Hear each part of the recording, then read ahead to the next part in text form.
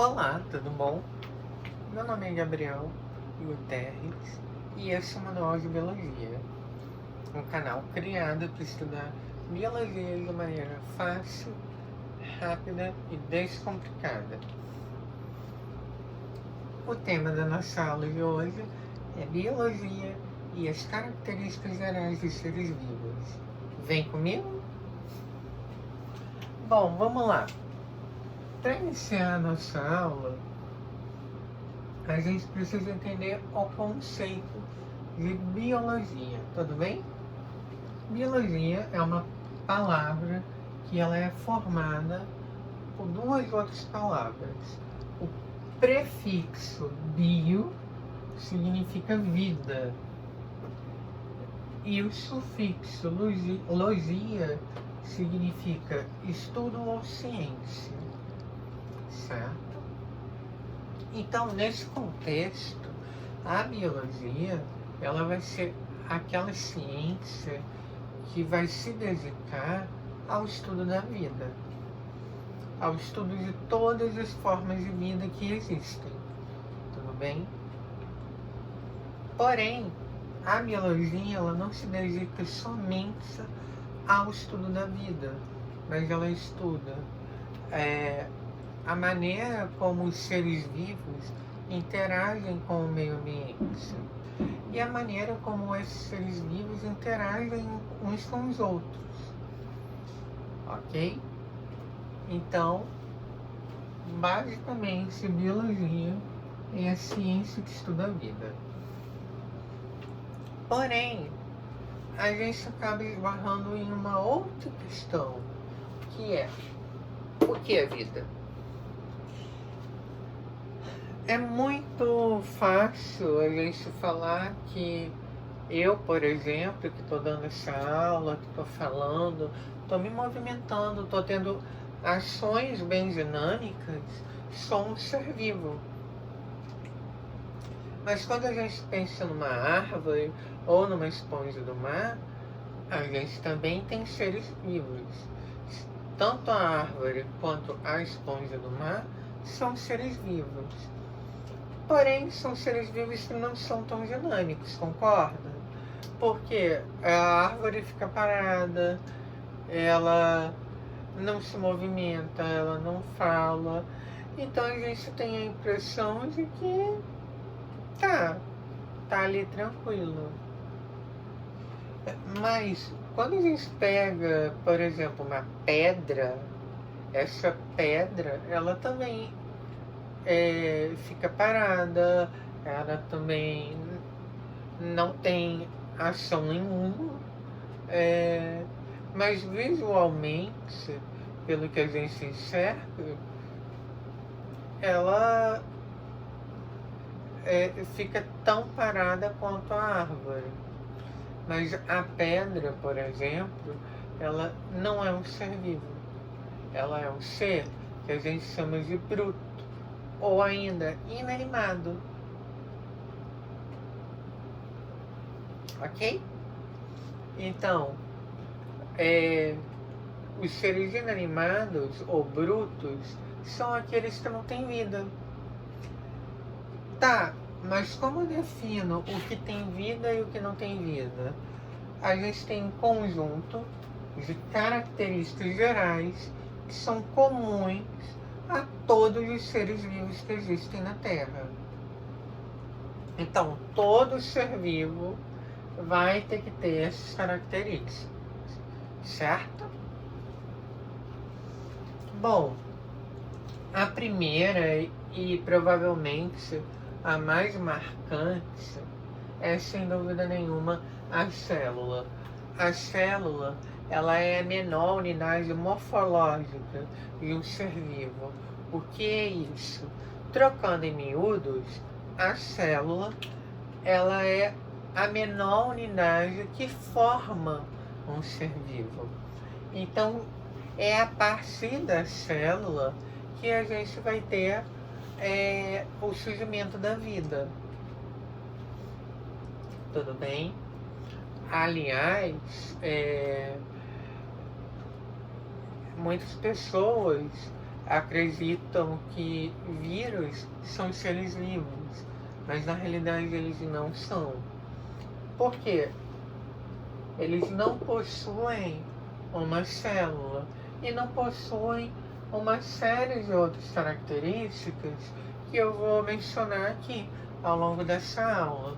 Então, o vírus nada mais é que digamos, ele é um conjunto de macromoléculas. Ele é um conjunto de moléculas orgânicas, mas ele não é uma célula. Tudo bem? Agora, quando a gente pensa em uma bactéria, em um animal, em um vegetal, em um protozoário, nós estamos sim falando em seres vivos, que todos esses seres são constituídos por pelo menos uma célula. Tudo bem? Ainda falando da célula, nós vamos ter os seres unicelulares, que são aqueles que contêm uma única célula, como é o caso da bactéria, ou ainda os seres pluricelulares ou multicelulares, tanto faz, que são formados por mais de uma célula. Eu, você, seu gato, seu cachorro, a sua samambaia, todos os vegetais, nós somos seres pluricelulares, que somos formados por mais de uma célula. Todo ser vivo, ele também vai ter uma composição química própria. É como se fosse uma assinatura. Nós somos formados basicamente pelos mesmos ingredientes, por assim dizer. Então, quando a gente pega um ser vivo, a gente espera encontrar o quê? Carbono, hidrogênio, oxigênio, nitrogênio, fósforo e enxofre. Sons. Essa palavrinha sons é um recurso que nós, professores de biologia, utilizamos para vocês memorizarem esses elementos químicos. O que sons significa? Significa que eu tenho carbono em maior quantidade, logo na sequência, em menor quantidade eu vou ter o hidrogênio, em menor quantidade o oxigênio, em menor quantidade o nitrogênio, fósforo e enxofre. Certo? A gente também vai ter, atrelada a essa composição química, o nosso metabolismo. O que é metabolismo, Gabriel? Metabolismo nada mais é que o conjunto de reações químicas que ocorrem no ser vivo. Tudo bem? E esse metabolismo, ele pode ser desmembrado, ele pode ser separado em duas fases ou duas categorias. A gente tem o anabolismo e o catabolismo. Presta bem atenção. Algumas pessoas, principalmente fisiculturistas, costumam fazer uso de anabolizantes, certo? Por sinal, são substâncias tóxicas que fazem mal à saúde e não deveriam ser usadas. Qual é a intenção dessa pessoa ao usar o anabolizante? A intenção é formar massa muscular, é formar músculo, certo? Então, através da ingestão dos anabolizantes, a gente consegue facilitar a produção de fibras musculares. Então, pensa comigo assim, sempre que eu falar em anabolismo, eu vou pensar em anabolizante. Então, são reações aonde eu crio alguma coisa, eu crio uma molécula, eu crio uma estrutura. No caso do anabolizante lá na academia, a intenção é o quê? Criar massa muscular. O catabolismo é justamente o contrário. Se no anabolismo eu crio alguma coisa, eu crio uma molécula ou uma estrutura, no catabolismo eu vou destruir. Vamos lá, um exemplo bem tranquilo. Quando você está comendo um pedaço de pão, uma batata, um biscoito, qualquer alimento que tenha amido, a sua saliva, ela possui uma enzima, que é uma proteína, chamada amilase salivar, que vai atuar na molécula de amido. E ela vai pegar a molécula de amido e ela vai quebrar essa molécula em moléculas menores, moléculas de maltose. Tudo bem? Então, percebam, enquanto no anabolismo eu construo uma estrutura, no catabolismo eu vou destruir essa estrutura. Tudo bem? Todo ser vivo tem um ciclo de vida, um ciclo vital. É aquilo que a gente aprende desde pequenininho na escolinha. Todo ser vivo nasce, cresce, reproduz e morre. Cada espécie vai ter o seu tempo de vida aproximado. Então a gente tem, por exemplo, o caso do girassol, que é uma flor anual, que vive muito pouco tempo. E a gente tem o caso das tartarugas marinhas, que são animais que vivem centenas de anos. Podem viver 200, 300 anos. Esse ciclo de vida vai variar de espécie para espécie. Mas todo ser vivo, ele sempre vai nascer, crescer, reproduzir e morrer.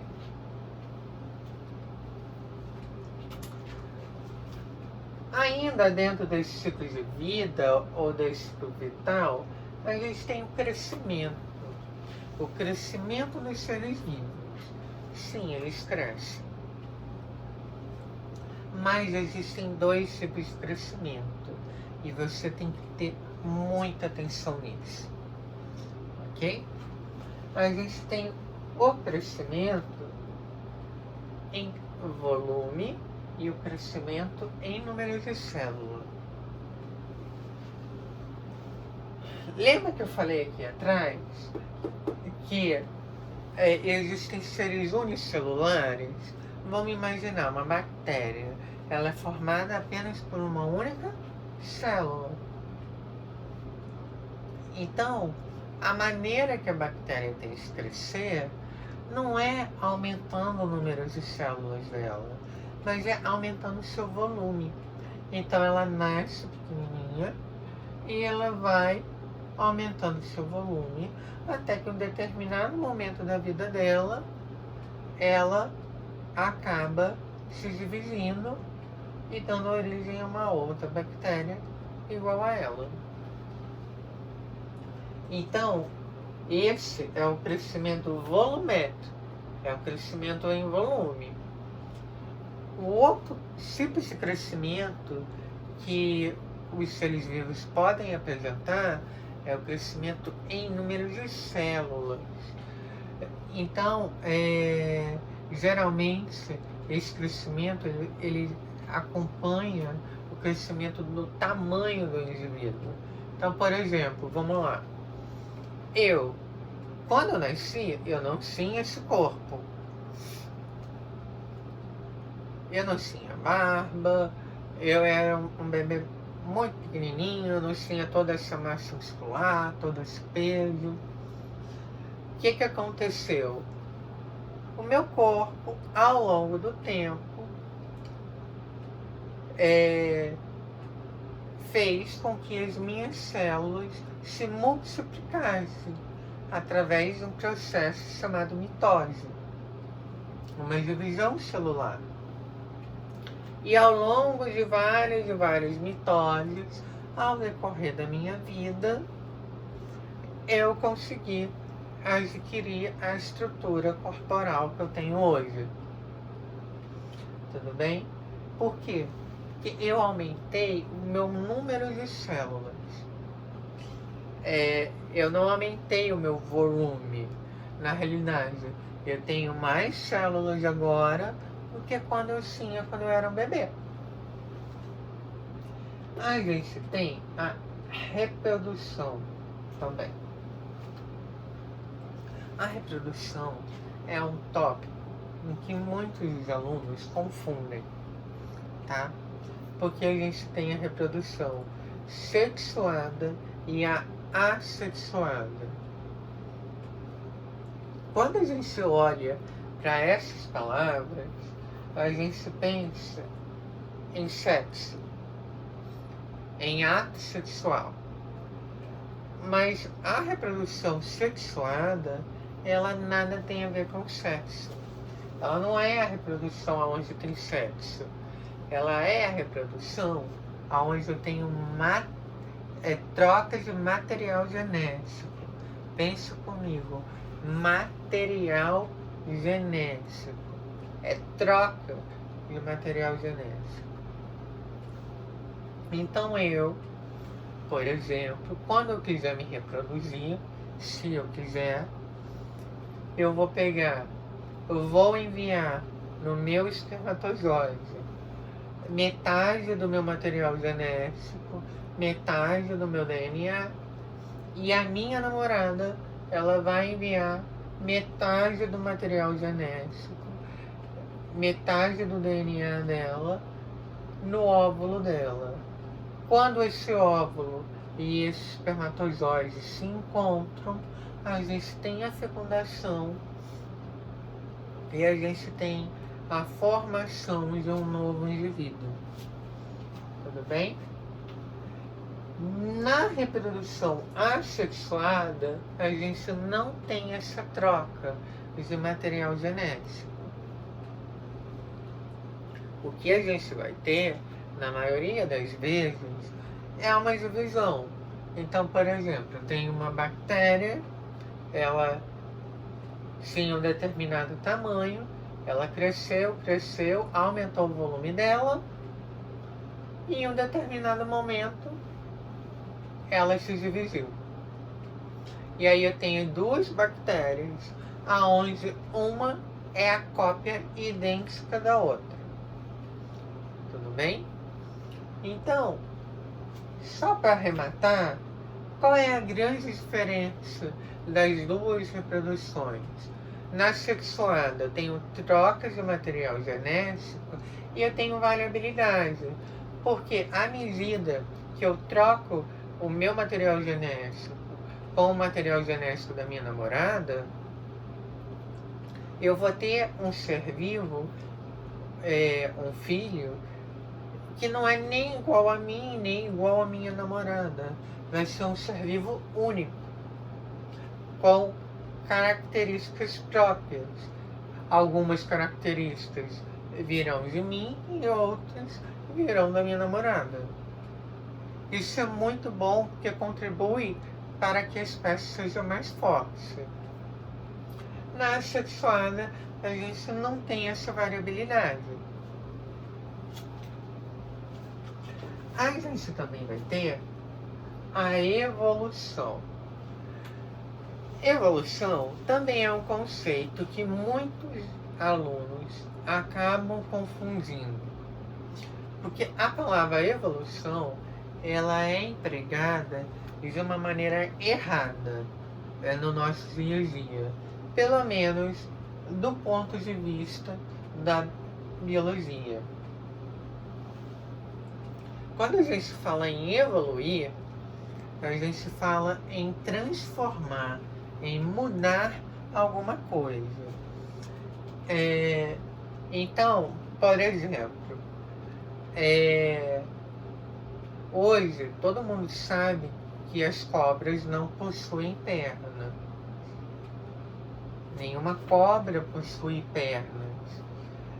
Porém, os ancestrais das cobras, aqueles animais que deram origem a esses indivíduos, eles possuíam. Então, o que ocorreu aí? Ocorreu uma mudança. Ocorreu, ao longo de milhares e milhares de anos, uma alteração nas características daquela determinada população. Percebe? Eu falei que a cobra não tem perna. Então, se os ancestrais da cobra tinham pernas, a gente é levado a pensar que, na realidade, isso é um retrocesso, não é uma evolução. Mas não, na realidade, é uma evolução, porque deu certo e as cobras estão vivas aí até hoje. Então, evoluir tem a ver com mudar, certo? Os seres vivos, eles também apresentam reações ao meio ambiente. Que reações, Gabriel? As mais variadas possíveis. Reações que vão estar de acordo com a temperatura ou com a salinidade, enfim. Eu hoje estou escajado, porque está fazendo frio. Então a minha reação natural é colocar uma roupa um pouco mais quente. Quando está calor, nós meninos, nós homens, temos por hábito tirar a camisa. Esse tirar a camisa é uma reação ao meio ambiente. O suar ao correr também é uma reação. Na realidade, o suor nada mais é que uma tentativa do seu corpo de abaixar a sua temperatura corporal. Por quê? Você está gerando calor e a temperatura do seu corpo ela tende a aumentar com isso. Lembrando, cada espécie vai ter uma maneira de reagir ao meio ambiente. E para finalizar, a gente tem aqui a nutrição. Tudo bem? Cuidado com a palavra nutrição, tá? Quando eu vou falar com vocês de nutrição, eu não estou falando de alimentação, tá? Estou falando de obtenção de energia, ok? Por que isso? Vamos lá. Nós, seres humanos e animais em geral, quando a gente tem fome, a gente se alimenta de alguma coisa, certo? Qual é a ideia da alimentação? A ideia da alimentação é que você consiga os nutrientes que são necessários para que seu corpo continue funcionando. Resumindo, você vai tirar a energia de alguma coisa. Mas, quando a gente pensa, por exemplo, numa árvore, essa árvore, ela não vai levantar, vai sair correndo e comer alguma coisa. O que ela vai fazer? Ela vai fazer fotossíntese. Sim. O que é a fotossíntese? Nada mais é que pegar a água, o gás carbônico, que é o nosso dióxido de carbono que está na atmosfera, e através da energia luminosa do Sol, ela vai unir essas moléculas e formar moléculas de glicose, que é um açúcar, um carboidrato. Tudo bem? E esse carboidrato é o que vai fornecer energia ao vegetal, certo? Então, nutrição não tem a ver com alimentação, mas tem a ver com estratégias biológicas que estão relacionadas à obtenção de energia. Tudo bem? Então, essa foi a aula de hoje. Eu espero muito que você tenha gostado. Por favor, curta o vídeo, compartilhe com seus amigos, se inscreva no canal e muito, muito obrigado por estar aqui comigo. Muito obrigado também aos meus amigos e familiares que me deram apoio a começar esse projeto e a todos os professores, sejam os da minha vida ou os professores do YouTube, que foram referência e são referência para mim e possibilitaram que hoje eu estivesse aqui. Muito obrigado a todos vocês. Até a próxima. Tchau!